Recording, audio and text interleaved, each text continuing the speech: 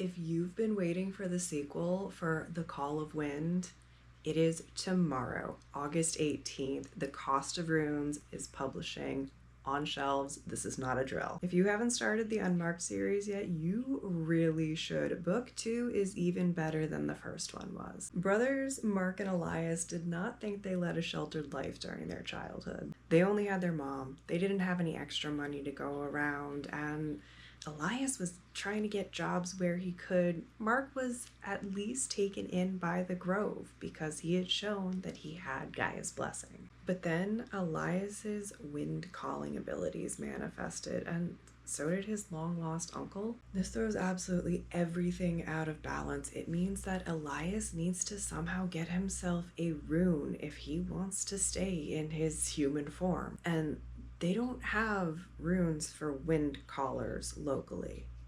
Now, this uncle says he can help him get it, but Mark doesn't trust him fully. However, Mark is willing to trade absolutely everything if it is going to help his brother.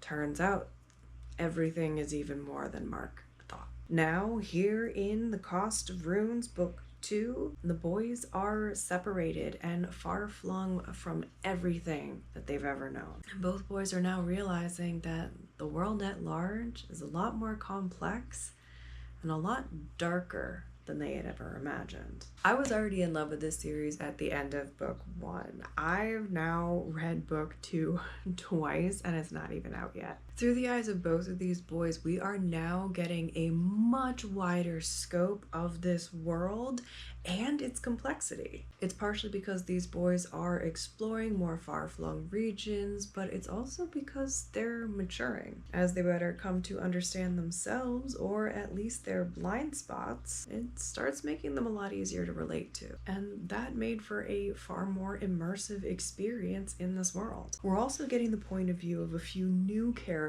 that we weren't getting in the first book. These are not necessarily new additions to the cast, but we're seeing through their eyes for the first time. And in doing so, we're getting to see them in an entirely new light. There's one example of a character who in the first book was kind of a minor antagonist who I only saw as a mere annoyance for the characters that we really cared about. After a single chapter from this character's perspective, I was fully invested in his storyline and where he was going next. This author really has a knack for knowing exactly how much of a character arc or twisting plot line to share before leaving you on that cliffhanger and jumping to a different perspective. While book 1 hinted that we were going to have some political intrigue along the way, The Cost of Runes is where this really starts to take off, and we see how numerous and complex the pieces of this really are. It's really looking like every single faction, every single individual we've encountered so far, we've